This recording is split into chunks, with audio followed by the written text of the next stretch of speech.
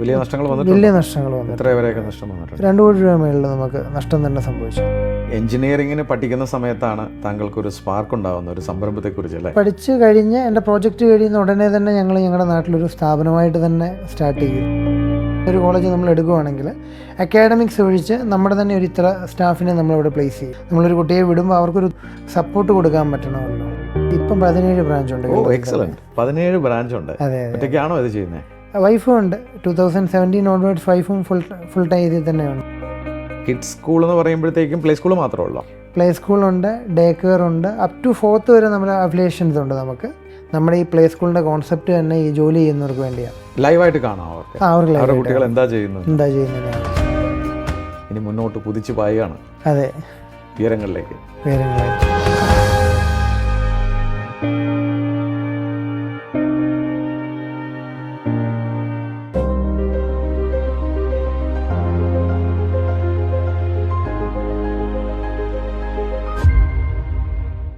നമ്മുടെ നാട്ടിൽ സംരംഭം തുടങ്ങണം എന്നുള്ളത് പലരുടെയും ഒരാഗ്രഹമാണ്, ആവേശമാണ്. ചിലർ ഏതെങ്കിലും ഒരു മേഖല കണ്ടെത്തി അതിൽ വിജയിക്കുന്നവരുമുണ്ട്. വിദ്യാഭ്യാസം എന്നും കേരളം 100% സാക്ഷരത എന്ന് പറഞ്ഞ് അഭിമാനിക്കുന്നൊരു നാടാണ്. എങ്കിൽ പല കുട്ടികളും നമ്മുടെ നാട് വിട്ട് പുറത്തു പോയി പഠിക്കുന്നവരുമുണ്ട്. അത് വളരെ സൂക്ഷിച്ച് ചെയ്തില്ലെങ്കിൽ പണി കിട്ടുന്നൊരു കാര്യവുമാണ്. അതെങ്ങനെ ചെയ്യണം? ആ മേഖലയിൽ ഒരു സംരംഭം തുടങ്ങി വിജയിച്ച ഒരാളാണ് ഇന്ന് സ്പാർക്കുള്ള കഥ പറയാൻ എന്നോടൊപ്പം ഇരിക്കുന്നത്. ഹായ്, ഞാൻ Shameem Rafeeq, corporate trainer, business coach. ഒരു സംരംഭം, ഒരു സാഹചര്യം, അദ്ദേഹത്തിൻ്റെ വിദ്യാഭ്യാസം മൂലം കിട്ടുന്ന ഒരറിവിൽ നിന്ന് ഒരു സംരംഭം തുടങ്ങുക, അതിൽ വിജയിക്കുക, അത് വളർന്ന് ഒരു ഇൻ്റർനാഷണൽ ബ്രാൻഡ് പോലെ ആക്കിയെടുക്കുക എല്ലാവരുടെയും സ്വപ്നമാണ്. ഇന്ന് സ്പാർക്കുള്ള കഥ പറയാൻ എന്നോടൊപ്പം ഇരിക്കുന്ന സുഹൃത്തു കൂടിയായ ശ്രീ നോബിളാണ്. നോബിൾ, സ്വാഗതം സ്പാർക്കിലേക്ക്. Hi sir. താങ്കളെ എൻ്റെ ഒരു പ്രോഗ്രാമിൽ വെച്ച് കണ്ടുമുട്ടുമ്പോൾ തന്നെ ഞാൻ പറഞ്ഞിരുന്നു നമുക്ക് സ്പാർക്കുള്ള കഥ പറയാൻ ഈ വേദിയിൽ വരണമെന്ന്. സന്തോഷം താങ്കൾ വന്നതിൽ. നോബിളിൻ്റെ നാട് എവിടെയാണ്? ഞാൻ പത്തനംതിട്ട കുമ്പഴ എന്ന് പറഞ്ഞൊരു സ്ഥലം. താങ്കളുടെ പഠനമൊക്കെ എവിടെയായിരുന്നു? ഞാൻ 7th അഡ്വൻറ്റിസ്റ്റ് എന്ന് പറഞ്ഞൊരു അവിടെ ആയിരുന്നു schooling. From LKG to 12th. Then B Tech ആയിരുന്നു. അത് മാർത്താണ്ഡത്ത് ബദലയം എന്ന് പറഞ്ഞൊരു കോളേജ്. ദെൻ അത് തമിഴ്നാട്ടിലാണ്? നാഗർകോവിലാണ്. ഓക്കെ. താങ്കളുടെ പാരൻസ് ബിസിനസ് ആയിരുന്നോ? പപ്പ എഞ്ചിനീയർ ആയിരുന്നു. എഞ്ചിനീയറിംഗ് ആയിരുന്നു, ബിസിനസ്സാണ് ചെയ്തിരുന്നത്. 30 വർഷം അബുദാബിയിലും UAE തന്നെയായിരുന്നു. അമ്മ ഡോക്ടറാണ്, ഗവൺമെൻറ്റിൽ തന്നെ ആയിരുന്നു. ഓക്കെ. താങ്കൾ പഠിച്ചുകൊണ്ടിരിക്കുമ്പോഴാണ് ഒരു ജീവിതത്തിൽ ഒരു അത്യാഹിതം പോലും ഉണ്ടാകുന്നത് അല്ലേ? അതെ അതെ അതെ. ഞാൻ 10th പഠിക്കുന്ന സമയത്ത് മമ്മി ഒരു ആക്സിഡൻറ്റുമായിട്ട് മെറ്റായി. എന്നിട്ടൊരു 5-6 വർഷം മമ്മി വയ്യാണ്ട് കിടക്കുകയായിരുന്നു. ഇതന്നെയാണ് മമ്മിയുടെ ഡെത്ത് സംഭവിക്കുന്നത്. അപ്പോൾ ആ സമയത്ത് പപ്പ തിരിച്ചു വന്നോ? അതിന് മുമ്പേ പപ്പ നാട്ടിലുണ്ടായിരുന്നു. പിന്നെ അങ്ങോട്ട് പപ്പ പോയിട്ടില്ല. നാട്ടിൽ ഒറ്റ മോനാണോ? ഒരു മോനേ ഉള്ളൂ. ഓക്കെ. ഈ എഞ്ചിനീയറിങ്ങിന് പഠിക്കുന്ന സമയത്താണ് താങ്കൾക്കൊരു സ്പാർക്ക് ഉണ്ടാകുന്ന ഒരു സംരംഭത്തെക്കുറിച്ച് അല്ലേ? അതെ. അത് ആക്സിഡൻ്റലായിട്ട് സംഭവിച്ചതാണോ? ആക്സിഡൻ്റലായിട്ട് എനിക്ക് പഠിക്കാനും പഠിപ്പിക്കാനും ഒക്കെ താല്പര്യം ഉണ്ടായിരുന്നു. ഓക്കെ. അങ്ങനെ കുറേ പേര് ഇപ്പം ഫിസിക്സും മാത്സും ഒക്കെ താല്പര്യമുള്ളതുകൊണ്ട് കുറേ ഗൈഡൻസിന് വരുമായിരുന്നു. കൂട്ടത്തിലുള്ളവർക്ക് ഞാനായിരുന്നു ചില സബ്ജക്റ്റുകൾ എക്സ്പ്ലെയിൻ ചെയ്ത് കൊടുക്കുന്നത്. ഓക്കെ. അപ്പോൾ അങ്ങനെ ഒരു താല്പര്യമുള്ളതുകൊണ്ട് നമ്മുടെ തന്നെ ജൂനിയേഴ്സും ഞങ്ങളുടെ പള്ളികളിലും നാട്ടിലും ഒക്കെ ഉള്ളവർ ഓരോ ഗൈഡൻസിനെ വിളിക്കും. ഓക്കെ. അങ്ങനെ സ്റ്റാർട്ട് ചെയ്തതാണ് നമ്മൾ ഈ ഒരു ജേണി. ഓക്കെ. അപ്പോൾ അവിടെ നിന്നാണ് ഒരു അവസരം തുറന്നു കിട്ടുന്നത്. താങ്കൾ പഠിക്കാൻ പോയ കോളേജ് മാർത്താണ്ഡത്താണ്? അതെ. അത് ഫസ്റ്റ് ബാച്ച് ആയിരുന്നു? അതെ. അപ്പോൾ എങ്ങനെയാണൊരു ബിസിനസ് മോഡൽ അവിടെ നിന്ന് ഉരുത്തിരിയുന്നത്? അവിടെ നമുക്ക് ആദ്യമായിട്ട് ഈ ഗൈഡൻസിന് കുട്ടികൾ വന്ന് നമ്മുടെ കോളേജിൽ തന്നെ വേണമെന്ന് അഡ്മിഷൻ വേണമെന്ന് പറയും. അപ്പോൾ നമ്മൾ മാനേജ്മെൻറ്റുമായിട്ട് സംസാരിച്ചിട്ട് ഫീസും ഒന്ന് നെഗോഷിയേറ്റ് ചെയ്യുക. അന്നൊക്കെ എഞ്ചിനീയറിങ്ങിന് ഭയങ്കര ഡിമാൻഡുള്ള ടൈമാണ്. അപ്പം പിന്നെ ആ വരുന്ന കുട്ടികൾ ഞാൻ തന്നെ അവിടെ സീനിയറായിട്ടുള്ളതുകൊണ്ട് ഒരു റാഗിങ് അങ്ങനെയുള്ള ഇഷ്യൂസ് ഒന്നും വരത്തില്ല, ഒരു എക്സ്ട്രാ കെയർ കിട്ടുമല്ലോ. അങ്ങനെയാണ് അതിൻ്റെ ബേസിക്. അതെ. ആദ്യമേ ഞങ്ങളുടെ പള്ളികളിൽ നിന്നൊക്കെ തന്നെ അറിയാവുന്ന ഒരു നോബിളുണ്ടല്ലോ അവിടെ അങ്ങനെ പറഞ്ഞ് ചോദിച്ചു തുടങ്ങി, അങ്ങനെ വിട്ടു തുടങ്ങി. പിന്നെ ആ റെഫറൻസിൽ തന്നെ ഒരു ഗ്രാജുവലി ഓരോ വർഷം നമ്പേഴ്സ് കൂടി തന്നെ വന്നു. അപ്പോൾ അതൊരു വരുമാന മാർഗ്ഗമായോ? പോക്കറ്റ് മണിക്ക് എന്തെങ്കിലും കിട്ടുമോ? അതൊരു പോക്കറ്റ് മണി, അന്നൊരു നല്ലൊരു പോക്കറ്റ് മണിക്കൊരു മാർഗ്ഗമായി. പിന്നെ നമുക്ക് ആ ഇടവേള സമയങ്ങളിൽ നമ്മളത് ഇച്ചിരൂടെ ഫോക്കസ് ചെയ്ത് തുടങ്ങി. ഓക്കെ. അപ്പോൾ അതെങ്ങനെയാണ് ഒരു ബിസിനസ് മോഡലാക്കിയത്? ഏത് വർഷമാണ്? പഠിച്ചുകൊണ്ടിരിക്കുമ്പോൾ തന്നെയാണോ അത് കഴിഞ്ഞിട്ടാണോ? പഠിച്ചു കഴിഞ്ഞ് എൻ്റെ പ്രോജക്റ്റ് കഴിയുന്ന ഉടനെ തന്നെ ഞങ്ങൾ ഞങ്ങളുടെ നാട്ടിലൊരു സ്ഥാപനമായിട്ട് തന്നെ സ്റ്റാർട്ട് ചെയ്തു. നാട്ടിൽ തിരിച്ചു വന്നു? അപ്പോൾ പഠിത്തം ലാസ്റ്റ് പ്രോജക്റ്റും അതിൻ്റെ വൈവ ടൈമില്ല, പിന്നെ വൈവ മാത്രമേ ഉള്ളായിരുന്നു. എന്തായിരുന്നു എഞ്ചിനീയറിംഗ്? എന്തായിരുന്നു? എഞ്ചിനീയറിംഗ് മെക്കാനിക്കലായിരുന്നു. അപ്പോൾ ഒരു ജോലി എന്നൊരു തോട്ട് പ്രോസസ്സ് വന്നില്ലേ? ആ ജോലി ആ മെക്കാനിക്കൽ പരമായിട്ടുള്ളൊരു ജോബിന് തന്നെ, ഈ എർഗ റിഫൈനറിക്കൊക്കെ വേണ്ടി തന്നെയാണ് മെക്കാനിക്കലിന് പോയത്. ഇൻ ബിറ്റ്വീൻ ആണല്ലോ മമ്മിയുടെ അങ്ങനെയുള്ളൊരു ഇത് വരുന്നത്. പിന്നെ ഫാദർ മാത്രമേ ഉള്ളതുകൊണ്ട് അങ്ങനൊരു പ്ലാനിങ് പിന്നെ വന്നില്ല. വേണ്ടാന്ന് വെച്ചു അത്? വേണ്ടാന്ന് വെച്ചില്ല, അതിനു മുമ്പ് ഇതൊന്ന് ട്രൈ ചെയ്യാമല്ലോ എന്ന് വെച്ചു. ഇതൊരു ഈ അഡ്മിഷൻ എടുത്ത് കുറച്ച് പൈസ കിട്ടുന്നുണ്ട്.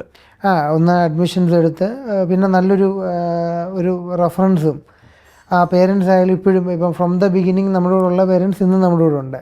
ഓക്കെ, അപ്പോൾ അവർക്ക് ഒരു സ്നേഹമുണ്ട്. ഒരു സ്നേഹമുണ്ട്. അപ്പോൾ എവിടെയാണ് ഇത് തുടങ്ങുന്നത്? ഇത് സ്റ്റാർട്ട് ചെയ്യുന്നത് ഞങ്ങളുടെ സ്വന്തം നാട്ടിൽ കുമ്പഴ എന്ന് പറഞ്ഞ സ്ഥലത്ത് തന്നെ, പത്തനംതിട്ടയിൽ. എന്താണ് സ്ഥാപനത്തിന് പേരിട്ടത്? സെന്റ് മേരീസ് എഡ്യൂക്കേഷൻ ട്രസ്റ്റ് എന്ന. SMET. Saint Mary's Education Trust. Okay. Saint Mary എന്നിടാൻ എന്തെങ്കിലും കാരണം? ആദ്യത്തെ ഈ അഡ്മിഷൻസ് എല്ലാം ഞങ്ങളുടെ പള്ളികളിൽ നിന്ന് തന്നെ വന്നതായതുകൊണ്ട്, പിന്നെ മമ്മിയുടെ പേരും മേരി എന്നാണ്. അപ്പം ആ ഒരു കമ്മിറ്റ്മെന്റ് പേര് അത് തന്നെയാണ്. SMET എന്നാണ് തുടങ്ങിയത്, സെന്റ് മേരീസ് എഡ്യൂക്കേഷൻ ട്രസ്റ്റ്. അപ്പോൾ പിള്ളേരൊക്കെ വന്നു തുടങ്ങിയോ സംരംഭം തുടങ്ങിയിട്ട്? തുടങ്ങിയ വർഷവും ഈ പറഞ്ഞ റെഫറൻസ് ബേസ്ഡ് ആയിട്ട് അത്യാവശ്യം കുട്ടികൾ വന്നിട്ടുണ്ടായിരുന്നു. ആദ്യം തുടങ്ങുമ്പോൾ 2 സ്റ്റാഫേ ഉള്ളൂ. 2 സ്റ്റാഫിനെ വെച്ചോ അപ്പോഴേക്കും? ആദ്യം തുടങ്ങിയ ആ വർഷം തന്നെ 2 സ്റ്റാഫിനെ വെച്ചു. Very good. അപ്പോൾ നാട്ടിൽ നിന്നൊക്കെ അഡ്മിഷൻസ് വന്നു തുടങ്ങി? നാട്ടിൽ നിന്നൊക്കെ അഡ്മിഷൻ. അപ്പോൾ ആ സ്വന്തം കോളേജ് മാത്രമാണോ അതോ അതിനിടയിൽ വേറെ കോളേജ് കണ്ടുപിടിച്ചോ? വേറെ കോളേജുകളെല്ലാം ഞങ്ങൾ പാരലി കണ്ടുപിടിച്ചു. പിന്നെ പയ്യെ ബാംഗ്ലൂരും മംഗലാപുരം മറ്റുള്ള സ്ഥലങ്ങളിലും. അപ്പോൾ അവിടെയൊക്കെ നോബിൾ ട്രാവൽ ചെയ്തു? ഞാൻ തന്നെ ട്രാവൽ ചെയ്തു. ബിഗിനിങ് സ്റ്റേജ് അങ്ങനെ ആണല്ലോ, ഞാൻ തന്നെ ട്രാവൽ ചെയ്തു. അതെ. നേരെ പോയി കോളേജിൽ ചെന്ന് സംസാരിക്കും, എങ്ങനെ കാര്യങ്ങൾ നോക്കും. എന്നിട്ട് അതിൻ്റെ കൺസേൺ പേഴ്സൺ ആരാന്ന് വെച്ച് കഴിഞ്ഞാൽ എങ്ങനെയാണെന്നുള്ള കാര്യങ്ങൾ തിരക്കും. അവിടെ കുട്ടികളുടെ സേഫ്റ്റി നോക്കും, എങ്ങനെ ഉണ്ടെന്ന് നോക്കും. എന്നിട്ട് അതെല്ലാം നമുക്ക് ഓക്കെ ആണെങ്കിൽ ഒന്ന് നമ്മൾ ട്രൈ ചെയ്ത് നോക്കും. ആദ്യത്തെ വർഷം കുറച്ച് കുട്ടികളെ മാത്രം കൊടുത്ത് നോക്കും, 2-3 കുട്ടികളെ നോക്കും. അവരെല്ലാ അർത്ഥത്തിലും സാറ്റിസ്ഫൈഡ് ആണെങ്കിൽ 2ാം വർഷം നമുക്ക് കുറച്ചുകൂടെ കൗണ്ട് നമ്പേഴ്സ് കൂടുതൽ ധൈര്യമായിട്ട് നമുക്ക് വിശ്വസിക്കാമെന്നെങ്കിൽ 10-30ഓളം കുട്ടികളെ വിട്ട് അങ്ങനെ ഗ്രാജുവലിയാണ് ബിൽഡ് ചെയ്തത്. ഗ്രാജുവലിയാണ്. SMET കുമ്പളയിൽ തുടങ്ങിയിട്ട് അത് വിജയിച്ചോ? കുമ്പഴ തുടങ്ങിയ വർഷം തൊട്ടേ ഒരു ഗ്രാജുവലി ഉള്ള വിജയമായിരുന്നു. കാരണം ട്രസ്റ്റിൻ്റെ ബേസിലാണ് എല്ലാവരും വരുന്നത്. എല്ലാവർക്കും ഒരു വിശ്വാസം. പിന്നെ എല്ലാവർക്കും ഞങ്ങളുടെ നാട്ടിലൊക്കെ പേഴ്സണലി എല്ലാവർക്കും അറിയാം. ഫാദറിനായാലും മദറിനായാലും എല്ലാവർക്കും അറിയാം. അപ്പോൾ ജോലി എന്നുള്ളത് തലേന്ന് ഡിലീറ്റ് ചെയ്തു. പിന്നെ അത് ഇത് ജോലിയായി. ഇത് ജോലിയും ബിസിനസ്സും എല്ലാം ഇത് തന്നെയായി. അപ്പോൾ ഗ്രോ ചെയ്യണം എന്നുള്ള ആഗ്രഹമായി? ഗ്രോ ചെയ്യണമെന്ന് ആഗ്രഹമായി. അപ്പോൾ 2 പേരുണ്ടായിരുന്നു. പിന്നീട് വളർച്ച എങ്ങനെയായിരുന്നു? പിന്നെ അത് കഴിഞ്ഞ് അടുത്ത വർഷം ഒരു വർഷം കഴിയുമ്പോൾ നമ്മൾ എൻട്രൻസ് കോച്ചിങ് സ്റ്റാർട്ട് ചെയ്തു. Very good. ആദ്യം എഞ്ചിനീയറിംഗ്, അന്ന് എഞ്ചിനീയറിംഗ് ഡിമാൻഡുകൊണ്ട് എഞ്ചിനീയറിംഗ് ആണ് ഫസ്റ്റ് സ്റ്റാർട്ട് ചെയ്യുന്നത്. പിന്നാണ് അതിൻ്റെ നെക്സ്റ്റ് ഇയർ ആണ് നഴ്സിംഗ്, അതുപോലെ തന്നെ നീറ്റൊക്കെ ഇത് ചെയ്യുന്നത്. ഓക്കെ. അപ്പോൾ അതെല്ലാം കുമ്പഴ തന്നെയാണ് തുടങ്ങിയത്? അത് കോച്ചിങ് തുടങ്ങിയ കുമ്പഴയ്ക്ക് അടുത്ത് പത്തനംതിട്ട, നമ്മുടെ പ്രോപ്പർ പത്തനംതിട്ട തന്നെയാണ് കോച്ചിങ് സ്റ്റാർട്ട് ചെയ്തത്. അപ്പോൾ അടുത്ത സ്ഥാപനമായി SMET തന്നെ? എല്ലാം SMET ആണ്. ഓഫ്ലൈൻ ക്ലാസ്സസ് ആണ്? ഓഫ്ലൈനാണ്. കോവിഡ് ടൈമിലാണ് നമ്മൾ ഓൺലൈൻ കൂടുതലും ചെയ്തിരുന്നത്, ബാക്കിയെല്ലാം ഓഫ്ലൈനാണ്. അപ്പോൾ ഈ കാലഘട്ടം കൊണ്ട് നമ്മുടെ ഡൊമസ്റ്റിക് അഡ്മിഷൻ മാത്രം ഒതുങ്ങിയോ അതോ സ്വപ്നങ്ങൾ വലുതായോ? അല്ല, നമ്മൾ ഡൊമസ്റ്റിക് തന്നെ ഓൾ ഓവർ ഇന്ത്യ പയ്യെ ഒരു 2-3 വർഷം കൊണ്ട് ഇന്ത്യയിൽ തന്നെ പല വലിയ യൂണിവേഴ്സിറ്റീസുമായിട്ടും ടൈപ്പായി. അപ്പോൾ അവരുടെ അക്കാഡമിക്സിൽ തന്നെ ചില കാര്യങ്ങൾ നമ്മളോടും ഡിസ്കസ് ചെയ്ത് അക്കാഡമിക്സിലും ചേഞ്ചസ് വരുത്തേണ്ടത് അങ്ങനെ ചെയ്യാറുണ്ട്. പിന്നെ അവരുടെ ഓവറോൾ മാർക്കറ്റിംഗ് മൊത്തം നമ്മൾ ഏറ്റെടുത്ത് തുടങ്ങി. മാർക്കറ്റിംഗ് മൊത്തമായിട്ട് എന്ന് വെച്ചാൽ എങ്ങനെയാണത്? ഇപ്പോൾ അതർ ദാൻ ഇപ്പം ഒരു എക്സാമ്പിൾ ഒരു കോളേജ് നമ്മൾ എടുക്കുകയാണെങ്കിൽ അക്കാഡമിക്സ് ഒഴിച്ച് നമ്മുടെ തന്നെ ഒരു ഇത്ര സ്റ്റാഫിനെ നമ്മളിവിടെ പ്ലേസ് ചെയ്യും. ചിലപ്പം ഹാഫ് അവർ പേ ചെയ്യും, ഹാഫ് മന്ത്ലി നമ്മൾ പേ ചെയ്യും. അപ്പം കുട്ടികളുടെ ഉത്തരവാദിത്തം, ഇപ്പം ക്യാൻറ്റീൻ റൺ ചെയ്യുന്ന ആൾക്കാരെ നമ്മൾ കൊടുക്കുക, ഇപ്പം ഹോസ്റ്റൽ നടത്തുന്ന കുക്കിനെയൊക്കെ നമ്മൾ കൊടുക്കുക. ഇപ്പം ഇൻവോൾവ് ആയി നമ്മൾ ഫുൾ ആൻഡ് ഫുള്ളി ആ ടൈം മുതലേ എല്ലാത്തിലും ഇൻവോൾവാണ്. കാരണം നമ്മളൊരു കുട്ടിയെ വിടുമ്പോൾ അവർക്കൊരു ഉത്തരവാദിത്വം വേണമല്ലോ, അവർക്കൊരു സപ്പോർട്ട് കൊടുക്കാൻ പറ്റണമല്ലോ. അപ്പോൾ അങ്ങനെ ഫുള്ളി ഇൻവോൾവാണ്. നമ്മുടെ ഒരു കോളേജ് ഉണ്ടെങ്കിൽ നമ്മുടെ തന്നെ ഒരു 7-8 ഫാക്കൽറ്റീസ് അല്ലെങ്കിൽ സ്റ്റാഫ് അവിടെ കാണും. ഈ അഡ്മിഷൻ്റെ ആവശ്യത്തിനും അവരുടെ ഉത്തരവാദിത്തങ്ങൾക്കും എന്തെങ്കിലും അവർക്ക് ബുദ്ധിമുട്ടുണ്ടെങ്കിൽ അത് പരിഗണിക്കുന്നതിനും എല്ലാം നമ്മുടെ തന്നെ ആൾക്കാർ ഇവിടെ കാണും.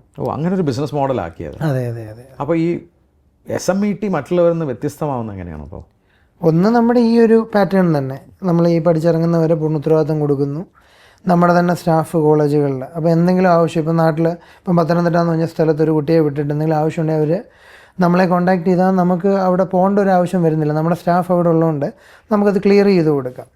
പിന്നെ മാനേജ് ചോദിക്കുന്ന എന്ത് കോഴ്സും കൊടുക്കുകയാണ് നിങ്ങൾ? അതോ അല്ല, നമ്മൾ ഒരു കുട്ടി വന്നു കഴിഞ്ഞാൽ അവർ ഓൾറെഡി ചിലപ്പോൾ സെലക്റ്റഡ് ആയിട്ട് വരുന്നവർ കാണും, ചിലപ്പം കൂട്ടുകാർ പോകുന്നതുകൊണ്ട് പോകുന്നത് കാണും. നമ്മൾ സ്പെസിഫിക്കലി ആദ്യം അവരോട് കാര്യങ്ങൾ സംസാരിക്കും.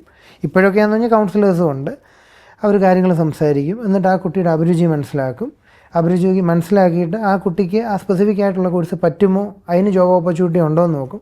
ഉണ്ടെങ്കിൽ മാത്രം അത് ഏതാണോ അവിടെ അഭിരുചിക്ക് പറ്റിയത് അത് മാത്രം സജസ്റ്റ് ചെയ്യും. അത് നമ്മുടെ ഒരു സ്പെഷ്യൽ പാറ്റേൺ ആണ്, ഒരു സ്റ്റെപ്പ് ബൈ സ്റ്റെപ്പ് പ്രൊസീജിയറാണ്. അവർ ഇപ്പോൾ മെക്കാനിക്കൽ എന്ന് പറഞ്ഞ് വന്നു കഴിഞ്ഞാൽ തന്നെ മെക്കാനിക്കലിന് അതിന് അഭിരുചി ഉണ്ടോ ഇല്ലെന്ന് നോക്കിയിട്ടേ വിടുകയുള്ളൂ. അല്ലെങ്കിൽ ആ കുട്ടി പോയി അവിടെ ബാക്ക്ലോഗ് വരും. കാരണം മാത്സിനോട് ഇപ്പോൾ എഞ്ചിനീയറിംഗ് ബേസ് ആകുമ്പോൾ മാത്സിനോടൊരു താല്പര്യം വേണം, പ്രോബ്ലമാറ്റിക് സബ്ജക്ട്സിനോട് താല്പര്യം വേണം ബേസിക്കലി. അപ്പോൾ അതുണ്ടെങ്കിൽ മാത്രമേ അവർക്കത് പെർസ്യൂ ചെയ്യാൻ പറ്റത്തുള്ളൂ. നോബിൾ അങ്ങനെ ഇന്ത്യ ഒട്ടുക്കും വിദ്യാർത്ഥികളെ എന്തൊക്കെ കോഴ്സുകൾക്കാണ് അയച്ചുകൊണ്ടിരിക്കുന്നത്? ഞാൻ മെഡിസിൻ MBBS വിട്ടിട്ടുണ്ട്, MBBS PG, MBBS എബ്രോഡ് വിട്ടിട്ടുണ്ട്. എബ്രോഡ് അപ്പോൾ നമ്മൾ ഓവർസീസ് തുടങ്ങിയോ? ഓവർസീസും ഒരു 2017-18 ആയപ്പോൾ തൊട്ട് നമുക്ക് ഓവർസീസും ഉണ്ട്. ഏതൊക്കെ രാജ്യങ്ങളിലേക്ക്? മെയിനായിട്ട് UK, ഓസ്ട്രേലിയ, അമേരിക്ക, പിന്നെ സിംഗപ്പൂർ, മലേഷ്യ, മാൾട്ട, ഈ പറഞ്ഞ കൺട്രീസാണ് കൂടുതലും. MBBS ഉണ്ട്.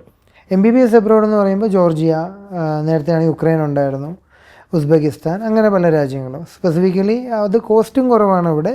എന്നാൽ നമ്മുടെ ഇന്ത്യൻ കരിക്കുലവുമായിട്ട് ഓക്കെ ആയിട്ട് ഇപ്പം വേൾഡ് ഹെൽത്ത് ഓർഗനൈസേഷൻ്റെയും ഇന്ത്യൻ മെഡിക്കൽ കൗൺസിലിൻ്റെയും അംഗീകാരമുള്ള 6 ഇയേഴ്സ് കോഴ്സ് മാത്രമേ പ്രൊമോട്ട് ചെയ്യുന്നുള്ളൂ.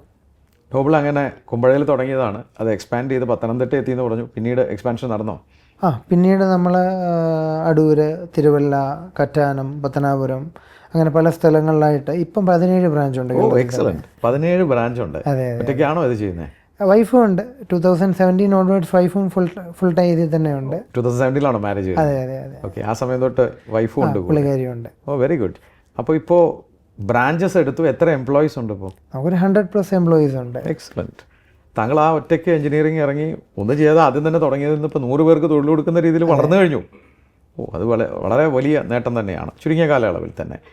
അപ്പോൾ താങ്കളുടെ ഈ എസ്റ്റാബ്ലിഷ്മെൻറ്റ് ഇതിൽ മാത്രമാണോ അതോ വേറെ എന്തെങ്കിലും ബിസിനസ് ചെയ്യുന്നുണ്ടോ? അല്ല, പിന്നെ പറഞ്ഞ പോലെ നമുക്ക് എൻട്രൻസിൻ്റെ കോച്ചിങ്, അത് ക്രാഷ് കോച്ചിങ് ആണ് ഞങ്ങളുടെ മെയിൻ. നമ്മൾ ക്രാഷ് കോച്ചിങ് എന്താണത്? ക്രാഷ് കോച്ചിങ് എന്ന് പറഞ്ഞാൽ എക്സാം കഴിഞ്ഞ് നമ്മുടെ +2 എക്സാംസ് കഴിഞ്ഞ് നീറ്റിൻ്റെയോ JEEയുടെയോ തലേന്ന് വരെയാണ് നമ്മൾ ആ കോച്ചിങ് പീരീഡ്. ഒരു 45 ഡേയ്സ് കിട്ടും. ആ ടൈമിൽ നമ്മൾ സ്പെസിഫിക് ആയിട്ട് നമ്മുടെ തന്നെ ഒരു സിലബസും നമ്മുടെ തന്നെ ഒരു സെറ്റ് ഓഫ് ഫാക്കൽറ്റീസാണ്. മെറ്റീരിയൽ പോലും നമ്മൾ തന്നെ കൊടുക്കുന്നത്. ആ ടൈമിൽ നമ്മൾ ഏറ്റവും കൂടുതൽ ഫോക്കസ് ചെയ്ത് അവരെ ഒന്ന് നർച്ചർ ചെയ്ത് മാക്സിമം റിസൾട്ട് ആക്കുക. കാരണം ലിമിറ്റഡ് ടൈമേ ഉള്ളൂ. കാരണം ഒരു വർഷം റിപ്പീറ്റിന് പോയി അവർക്ക് സമയം കളയേണ്ടതായിട്ട് വരുന്നില്ല. അത് ഏതെങ്കിലും ഇൻസ്റ്റിറ്റ്യൂഷൻസുമായിട്ട് ടൈപ്പ് ചെയ്തിട്ടാണ് നമ്മൾ ക്രാഷ് കോച്ചിങ് നമ്മുടെ സെൻറ്റേഴ്സും ഉണ്ട്. പിന്നെ ചില സ്പെസിഫിക്കലി പല ഡിസ്ട്രിക്റ്റിലും സ്കൂളുകളിൽ വെച്ചും അവധി സമയങ്ങളായതുകൊണ്ട് സ്കൂളുകളിൽ വെച്ചും നടത്തും. 30+ സെൻറ്റേഴ്സ് ഉണ്ട് നമുക്ക്. എവിടെയൊക്കെയാണത്? കേരളത്തിൽ പത്തനംതിട്ട, കോട്ടയം, കൊല്ലം, ആലപ്പുഴ, ഈ ജില്ലകളിലാണ് കൂടുതലും. ദെൻ ഇപ്പോൾ UAEയിലും 2 സെൻറ്റേഴ്സ്. UAEയിൽ? അതെ. എവിടെയാണ്? UAEയിൽ ഇന്ത്യൻ സ്കൂളുകളിൽ 2 എണ്ണം. ദുബായ് ആണോ? അതെ. അത് ശരി. അപ്പോൾ ഒരു ഓവർസീസ് കമ്പനി ആയി നിങ്ങൾ? അതെ അതെ അതെ.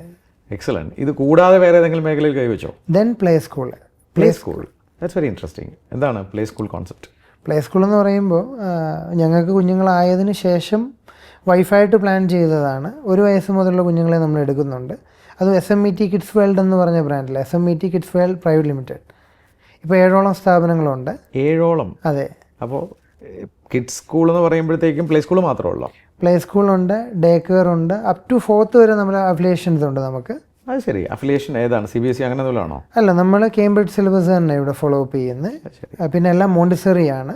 മോണ്ടിസറി. അപ്പോൾ ഈ 7 എന്ന് പറയുമ്പോൾ എവിടെയൊക്കെയാണത്? കൂടുതലും പത്തനംതിട്ട, കോട്ടയം, കൊല്ലം, ഈ 3 ജില്ലകളിൽ. 3 ജില്ലകളിൽ. അപ്പോൾ അതിപ്പം ബാംഗ്ലൂരും ദുബായിലും ഓരോ ബ്രാഞ്ചുകൾ വരുന്നുണ്ട്. Very good. അത് നന്നായി പോകുന്നുണ്ട്.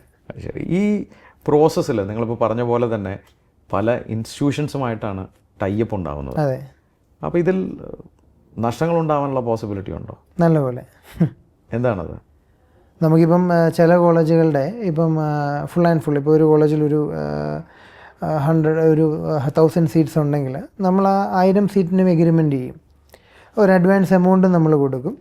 പിന്നെ അതിൻ്റെ പേപ്പർ അഡ്വർടൈസ്മെൻറ്റ്, അതുപോലുള്ള ടെലിവിഷൻ ആഡ്സ്, ഇപ്പം ഫേസ്ബുക്ക്, മെറ്റ, അങ്ങനെയുള്ള അഡ്വർടൈസ്മെൻ്റ് എല്ലാം നമ്മളായിരിക്കും ചെയ്യുന്നത്. ബ്രോഷേഴ്സ് ആണെങ്കിലും പല കോളേജുകളുടെയും നമ്മൾ തന്നെ ആയിരിക്കും. നമ്മൾ ഇൻവെസ്റ്റ് ചെയ്യുവാണ്, നമ്മളായിരിക്കും ചെയ്യുന്നത്. പിന്നെ നമ്മുടെ ഇത്രയും സ്റ്റാഫ് അവിടെ കാണും. അഡ്മിഷൻ ഡിപ്പാർട്ട്മെൻറ്റിൽ നമ്മുടെ മന്ത്ലി സാലറി പെയ്ഡ് ആയിട്ടുള്ള സ്റ്റാഫ് കാണും. അപ്പോൾ അങ്ങനെ നമ്മളൊരു നല്ല അക്കൗണ്ട്, ഇപ്പം ഞങ്ങൾക്ക് ബിസിനസ് എന്ന് പറഞ്ഞാൽ 2 ഉണ്ട്. ഡയറക്റ്റ് കസ്റ്റമേഴ്സായിട്ട് വരുന്നതുകൊണ്ട് മറ്റ് ഓഫീസിട്ട് ഏജൻസീസ്, കൺസൾട്ടൻസ് നമുക്ക് സപ്പോർട്ട് ചെയ്യുന്നുമുണ്ട്. അപ്പം നമ്മളൊരു 1000 സ്റ്റുഡൻസിനെ കൊടുത്തിട്ട് പിന്നെ ആ കുട്ടികൾ ഫീസ് അടച്ചതിന് ശേഷമാണ് നമ്മുടെ പേയ്മെൻറ്റ് അവിടുന്ന് റിലീസാവുന്നത്. പക്ഷേ അടച്ചതിന് ശേഷവും തരാതിരിക്കുന്ന ഇൻസ്റ്റിറ്റ്യൂഷൻസ് ഉണ്ട്. അപ്പോൾ അത് പ്രശ്നമാണ്. അങ്ങനെ വലിയ നഷ്ടങ്ങൾ വന്നിട്ടുണ്ട്. വലിയ നഷ്ടങ്ങൾ വന്നിട്ടുണ്ട്. എത്ര വരെയൊക്കെ നഷ്ടം വന്നിട്ടുണ്ട്? 2 കോടി രൂപ മേളിൽ നമുക്ക് നഷ്ടം തന്നെ സംഭവിച്ചിട്ടുണ്ട്. അതൊക്കെ സംഭവിച്ചിട്ടുണ്ട്. പക്ഷെ അതൊന്നും നമ്മൾ നോക്കിയിരുന്നിട്ട് കാര്യമില്ല. അപ്പോൾ അത് ഇതിലുള്ളതാണ്. ഈ ഒരു മേഖലയിൽ ഏറ്റവും ആൾക്കാർ ഫേസ് ചെയ്യുന്നൊരു പ്രശ്നം ഇതാണ്. പക്ഷെ അതൊന്നും നിങ്ങളെ തളർത്തിയിട്ടില്ല. ഇല്ല, നമ്മൾ എങ്ങനെയായാലും കയറി വരും. അതങ്ങനെയാണ് നിങ്ങൾ പ്രോഗ്രാം ചെയ്തിരിക്കുന്നത്. അങ്ങനെ പ്രോഗ്രാം ചെയ്തേക്കുന്നത്. എക്സലൻറ്റ്. ഇനി ഭാവി സ്വപ്നങ്ങൾ എന്താണ് നോബിളുടെ? ഭാവിയിൽ നമുക്ക് നമ്മുടെ പ്ലേ സ്കൂളുകൾ ഒരു 2030 ഒരു 150 ഫ്രാഞ്ചൈസീസ് എങ്കിലും കൊടുക്കണമെന്നുള്ള പ്ലാനുണ്ട്. ഫ്രാഞ്ചൈസീസ് കൊടുക്കും. അതെ. അപ്പോൾ അങ്ങനെ ഒരു അവസരം മുന്നോട്ട് വയ്ക്കുന്നുണ്ട്. അങ്ങനെ ഒരു അവസരം മുന്നോട്ട് വെക്കുന്നുണ്ട്. കാരണം സ്പെസിഫിക്കലി നമ്മുടെ ഈ പ്ലേ സ്കൂളിൻ്റെ കോൺസെപ്റ്റ് തന്നെ ഈ ജോലി ചെയ്യുന്നവർക്ക് വേണ്ടിയാണ്. ഇപ്പം ടൈമിംഗ് ആണെങ്കിലും മോർണിംഗ് ഒരു 8 to സാധാരണ സ്ഥലങ്ങളിലാണെങ്കിൽ വൈകിട്ട് ഒരു 6 o'clock വരെയുണ്ട്. മെട്രോസിലാണെങ്കിൽ മോർണിംഗ് 8 to ഈവനിങ് 8 വരെയുണ്ട്. അപ്പം ജോലി ചെയ്യുന്നവർക്ക് കുട്ടികളെ അവിടെ വിട്ടിട്ട് സ്വസ്ഥമായിട്ട് പോകാം. ഇപ്പോൾ അവർക്ക് തന്നെ എല്ലാം അവരുടെ ഫോണിൽ തന്നെ കാണാം. പിന്നെ ഫുഡായാലും നമ്മളാണ് കൊടുക്കുന്നത്. ലൈവായിട്ട് കാണാം അവർക്ക്. അവരുടെ കുട്ടികൾ എന്താ ചെയ്യുന്നതെന്ന് കാണാം. അപ്പോൾ നമ്മൾ ഈ ടി വിയിലൊക്കെ കാണുന്ന പോലെ കൊച്ചിനെ അടിച്ചു ഇടിച്ചു ഭക്ഷണം കൊടുത്തില്ല അങ്ങനെയുള്ള പ്രശ്നങ്ങളൊന്നുമില്ല. അവർക്ക് ഫോണിലിടയ്ക്ക് ആപ്പിലെടുത്ത് നോക്കിയാൽ കാണാം. അങ്ങനെയുള്ള എല്ലാ ടെക്നോളജി ഇൻറ്റിഗ്രേറ്റ് ചെയ്തിട്ടുണ്ട്. ലൈവാണ്. പിന്നെ ഫുഡ് നമ്മളാണ് കൊടുക്കുന്നത്. എല്ലാം ഓർഗാനിക് ആയിട്ടുള്ള കഞ്ഞി, പുട്ട്, അപ്പം അങ്ങനെ പിന്നെ ഫ്രൂട്ട്സ് അങ്ങനെയുള്ള ഫുഡേ കൊടുക്കുള്ളൂ. നല്ല ഫുഡേ കൊടുക്കത്തുള്ളൂ. ബേക്കറി ഐറ്റംസോ അങ്ങനെ കവേർഡായിട്ടുള്ള ഇപ്പോൾ ലേസ് അങ്ങനെയുള്ള ഒന്നും നമ്മൾ ഇത് ചെയ്യുന്നില്ല. കുഞ്ഞുങ്ങൾക്ക് ഓർഗാനിക് ആയിട്ടുള്ള ഫുഡ് മാത്രം. സ്ക്രീനിങ് ടൈം 0 ആണ്. പിന്നെ നമ്മുടെ പ്ലേ സ്കൂളുകളിൽ തന്നെ വീക്ക്ലി ഒരു ട്വൈസ് സ്പീച്ച് തെറാപ്പിസ്റ്റ് വരുന്നുണ്ട്. കാരണം ഇപ്പം കുട്ടികൾക്ക് ഒത്തിരി കൊച്ചു കുഞ്ഞുങ്ങൾക്ക് സംസാരിക്കാൻ ഭയങ്കരമായിട്ട് ലേറ്റ് ആവുന്നുണ്ട്. അപ്പോൾ അതിനു വേണ്ടി നമ്മൾ സ്പെഷ്യൽ സ്പീച്ച് തെറാപ്പി സപ്പോർട്ട് ചെയ്യുന്നുണ്ട്. പിന്നെ പാമ്പേഴ്സ് അങ്ങനെയുള്ളതൊന്നും യൂസ് ചെയ്യുന്നില്ല. അപ്പോൾ ഇതിന് ഫ്രാഞ്ചൈസി നിങ്ങൾ കൊടുക്കുകയാണ്. 150ഓളം ഫ്രാഞ്ചൈസികൾ എവിടെയൊക്കെയാണ്? എവിടെ വേണമെങ്കിലും overall the globe. Curriculum, affiliation അതെല്ലാം നമ്മൾ നിങ്ങൾ അവരെന്താ ചെയ്യേണ്ടത്? ഇൻവെസ്റ്റ് ചെയ്യുക, നമ്മളത് ബാക്ക് എൻഡിൽ സപ്പോർട്ട് ചെയ്യും. എന്താ ചെയ്യേണ്ടത് എന്നുള്ളത് എന്താ ചെയ്യേണ്ടത്, എന്തൊക്കെ ഫെസിലിറ്റീസാണ് കുഞ്ഞുങ്ങൾക്ക് കൊടുക്കേണ്ടത്. കാരണം വർക്കിംഗ് വുമൻസിന് വേണ്ടി അവരെ സപ്പോർട്ട് ചെയ്യാൻ വേണ്ടി വൈഫ് തന്നെ സ്റ്റാർട്ടപ്പ് ചെയ്തൊരു പ്രോഗ്രാമാണ് ഞങ്ങളുടെ ഒരു കുഞ്ഞുങ്ങളായതിനു ശേഷം. Very good. അപ്പോൾ നമ്മുടെ ഓവർസീസ് എഡ്യൂക്കേഷനും ഫ്രാഞ്ചൈസികൾ കൊടുക്കുന്നുണ്ട്. ഓവർസീസിലും ഡൊമസ്റ്റിക്കിലും ഇപ്പം നമ്മൾ ഫ്രാഞ്ചൈസീസ് കൊടുക്കുന്നുണ്ട്. നമുക്ക് കുട്ടികൾക്ക് ഒരു ഉത്തരവാദിത്തം, കാരണം നമുക്ക് ഓൾറെഡി ഒരു സിസ്റ്റം ഉണ്ടല്ലോ. കാരണം ബാക്ക് എൻഡിലുള്ള എല്ലാം നമ്മളാണ് ചെയ്യുന്നത്. അവരുടെ ഉത്തരവാദിത്തം, അത് കഴിഞ്ഞ് അവർക്കുള്ള ജോബ് പ്ലേസ്മെൻറ്റ്, നമ്മുടെ കുട്ടികൾക്ക് നമ്മൾ തന്നെ പ്ലേസ്മെൻറ്റും കൊടുക്കുന്നുണ്ട്. അങ്ങനെയുള്ള ഫുൾ ആൻഡ് ഫുൾ സപ്പോർട്ട് നമ്മൾ ചെയ്യുന്നുണ്ട്. കൗണ്ട് അപ്പോൾ മറ്റുള്ളവർക്കും ഇപ്പോൾ ഫ്രാഞ്ചൈസീസ് എടുക്കുന്നവരൊരു കുട്ടികളെ മാത്രം നമ്മുടെ ഒരു ബ്രാൻഡിങ്ങിൽ അഡ്മിഷൻസ് എടുത്താൽ മതിയാവും. ബാക്കി സപ്പോർട്ടെല്ലാം നമ്മൾ കൊടുക്കുന്നുണ്ട്. അപ്പോൾ അവർക്കൊരു ഇൻകം ആവും, നമുക്ക് നമ്പർ ഓഫ് സ്റ്റുഡൻസിൻ്റെ എണ്ണം കൂടും. അങ്ങനെ നോബിള് ആ പഠനം കഴിഞ്ഞ് ജോലിക്ക് പോവാതെ നേരിട്ട് അഡ്മിഷനിൽ തുടങ്ങിയതാണ്. അതെ. ഇപ്പോൾ 100 പേർക്ക് തൊഴിൽ കൊടുക്കുന്ന 150ഓളം ഫ്രാഞ്ചൈസികൾ കൊടുക്കാൻ തയ്യാറായ ഒരു സംരംഭകനാണ്. ഇന്ന് വിറ്റുവരവ് എത്രയുണ്ട്? നമുക്ക് അറൗണ്ട് ഒരു 50 crore പ്ലസ് ഉണ്ട്. എക്സലൻറ്റ്. ഇനി മുന്നോട്ട് കുതിച്ച് പായുകയാണ്. അതെ, ഉയരങ്ങളിലേക്ക്. നിങ്ങൾ കേട്ടു നോബിൾ എന്ന ഈ യുവ സംരംഭകൻ്റെ വിജയഗാഥ. അദ്ദേഹം പഠനം കഴിഞ്ഞ് വേറെ ഒന്നും ചെയ്തില്ല. അദ്ദേഹത്തിന് അവിടെ നിന്ന് കിട്ടിയ ഒരു അവസരം. സംരംഭം തുടങ്ങാനിരിക്കുന്നവർ ആദ്യം മനസ്സിലാക്കേണ്ടത് നമ്മളൊരു അവസരത്തിൻ്റെ പുറകെ പായണ്ട. അവസരം നമ്മളെ തേടി എത്തിക്കുകയുള്ളൂ. പക്ഷെ അത് അവസരമാണെന്നുള്ള തിരിച്ചറിവുണ്ടാവണം. അദ്ദേഹത്തിൻ്റെ ആ നാട്ടിലുള്ള ചില ആൾക്കാർ അഡ്മിഷൻ വേണമെന്ന് പറഞ്ഞ ഒരവസരം, അത് അദ്ദേഹത്തിന് മനസ്സിലായി. അത് ഭാവിയിൽ ഒരു വലിയ സംരംഭമാക്കാമെന്ന്. നാട്ടിൽ തന്നെയാണ് അദ്ദേഹം ചെറിയ രീതിയിൽ തുടങ്ങിയത്. പക്ഷേ അദ്ദേഹത്തെ നമ്മളൊന്ന് ഒബ്സർവ് ചെയ്യണം. ട്രസ്റ്റ്, വിശ്വാസം ഉണ്ടാക്കിയെടുത്തത് നേരായ മാർഗത്തിലൂടെയാണ്. ആ കുട്ടികളെ മാന്യമായി നല്ല രീതിയിൽ ട്രീറ്റ് ചെയ്ത് അവിടെ വിട്ടതുകൊണ്ട് വീണ്ടും സ്റ്റുഡൻസ് വരാൻ തുടങ്ങി. അത് സ്കെയിലപ്പ് ചെയ്തു. എപ്പോഴും സംരംഭം നടത്തുന്നവർ ആലോചിക്കേണ്ടത് സസ്റ്റൈനബിളായ ബിസിനസ് മാത്രമേ സ്കെയിലപ്പ് ചെയ്യാൻ പറ്റുള്ളൂ. അർത്ഥം ലാഭകരമായ ഒരു കാര്യം നമുക്ക് സ്കെയിലപ്പ് ചെയ്യാൻ പറ്റും, പിന്നെ വളർത്താൻ പറ്റും. അത് പിന്നീട് വളർന്നു. 2 എംപ്ലോയീസിലാണ് അദ്ദേഹം തുടങ്ങിയത്. 100ഓളം പേർക്ക് സംരംഭം ജോലി കൊടുക്കുന്നുണ്ട് അദ്ദേഹം. തീർന്നില്ല. അദ്ദേഹം വേറൊരു വെർട്ടിക്കൽ, പക്ഷേ വിദ്യാഭ്യാസ മേഖലയിൽ നിന്ന് അദ്ദേഹം മാറിയില്ല. അദ്ദേഹം ഒരു സ്ഥാപനം മൊത്തമായി എടുത്ത് അതിൻ്റെ ഫാക്കൽറ്റി വരെ കൊടുക്കുന്നു, അഡ്മിനിസ്ട്രേഷൻ കൊടുക്കുന്നു, നമ്മുടെ പോകുന്ന കുട്ടികളെ സേഫാണെന്ന് ഉറപ്പുവരുത്തുന്നു. ആ ഒരു ബിസിനസ് മോഡലാണ്. നഷ്ടങ്ങളുണ്ടായിട്ടുണ്ട്, പക്ഷെ അതൊന്നും അദ്ദേഹത്തിനെ ബാധിക്കുന്നില്ല. പക്ഷേ അദ്ദേഹം തുടങ്ങിയ ഒരു വലിയ സംരംഭം കുട്ടികൾക്ക് വേണ്ടിയിട്ട്, 4ാം ക്ലാസ് വരെയുള്ള കുട്ടികൾക്ക് വേണ്ടിയിട്ട് വളരെ കസ്റ്റമൈസ് ചെയ്തിട്ടുള്ള ഒരു കിൻഡർ ഗാർഡൻ, ഒരു സ്കൂൾ അത് തുടങ്ങി 4ാം ക്ലാസ് വരെ ഇന്ന് കുട്ടികൾക്ക് അവിടെ പഠിക്കാം. അത് വലിയൊരു കാര്യമായിട്ട് എനിക്കും തോന്നുന്നു. അത് വളരെ മാതൃകാപരമായിട്ട് നമുക്ക് എല്ലാവർക്കും കുട്ടികളുണ്ട്. ഈ കുട്ടികളെ എവിടെയെങ്കിലും കൊണ്ടുപോയി വിട്ടാൽ അവരെന്താവും എന്നുള്ള ടെൻഷനും ഉണ്ട്. കാലത്ത് 8 തൊട്ട് രാത്രി 8 മണി വരെ ലൈവായിട്ട് കാണുകയും ചെയ്യാം നമ്മൾ എന്താണ് കുട്ടികൾ ചെയ്യുന്നത്. നല്ല കാര്യം. അത് ഒരു ഫ്രാഞ്ചൈസി ഓപ്ഷൻ കൂടി അദ്ദേഹം മുന്നോട്ട് വയ്ക്കുകയാണ്. വളരെ നോബിളായിട്ടുള്ള കാര്യമാണ് നിങ്ങൾ ചെയ്യുന്നത്. നല്ല എളിമയോടുകൂടി തുടങ്ങിയ സംരംഭം നിങ്ങളുടെ നന്മ കൊണ്ടായിരിക്കണം വളർന്നത്. നിരവധി കുട്ടികളുടെ ഭാവി സുരക്ഷിതമാക്കാൻ നിങ്ങൾ ചെയ്യുന്ന ആ എഫേർട്ട് വളരെ വലുതാണ്. അതോടൊപ്പം ഭാര്യ തുടങ്ങിയ ഈ സംരംഭം അത് ഭാവിയിൽ വളർന്ന് വലുതാവാൻ സാധ്യതയുള്ളൊരു കാര്യം കൂടിയാണ്. അത് ഫ്രാഞ്ചൈസികളിലൂടെ വളരട്ടെ. ഈ വേദിയിൽ വന്ന് ഈ കഥ പറഞ്ഞ സ്പാർക്കുള്ള കഥ പറഞ്ഞതിൽ വളരെ സന്തോഷം. എൻ്റെ വ്യക്തിപരമായ പേരിലും ഞങ്ങളുടെ ഈഗിൾസിൻ്റെ കമ്മ്യൂണിറ്റിയുടെ പേരിലും സ്പാർക്കിൻ്റെ എല്ലാ പ്രേക്ഷകരുടെ പേരിലും എല്ലാ ആശംസകളും. Thank you.